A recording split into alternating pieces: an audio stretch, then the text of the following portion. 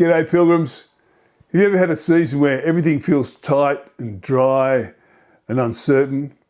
And then suddenly you get this glimpse of what life could look like if things finally opened up for you. Isaiah gives us one of those glimpses today.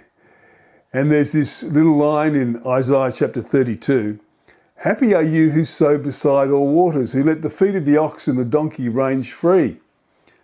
On the surface it sounds like a random farm scene. But for Isaiah's listeners, this was a picture loaded with emotion. In a dry land like Israel, water was everything, just like it is in Australia. Farmers normally planted in the safest, best watered patches, the spots that wouldn't let them down. But so beside all waters, that's a world where every field is fertile, no drought, and you can plant freely and confidently because the whole landscape has come alive. And then Isaiah adds, who let the ox and the donkey range free. These animals were your livelihood. In dangerous times you kept them close because raiders would steal them in a heartbeat. But if you can let them wander anywhere, that means total security.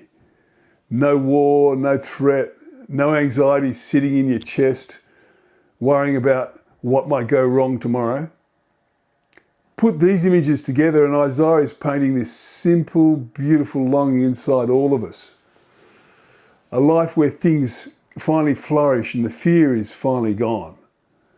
But Isaiah isn't giving us a fantasy. He's pointing to the source.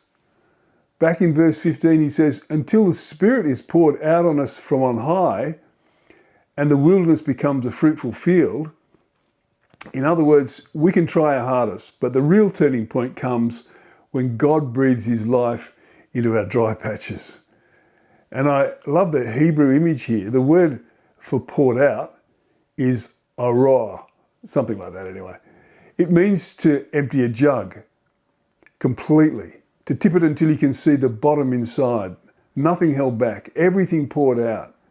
It's extravagant, it's overwhelming. It's God saying, I'm not going to just give you a little trickle of help, I'm emptying the whole thing on you.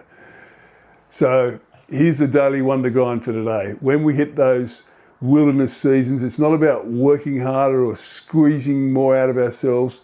It's about opening up room to allow God in so he can pour out his blessing on us and turn the dry ground into fertile soil and fear into freedom.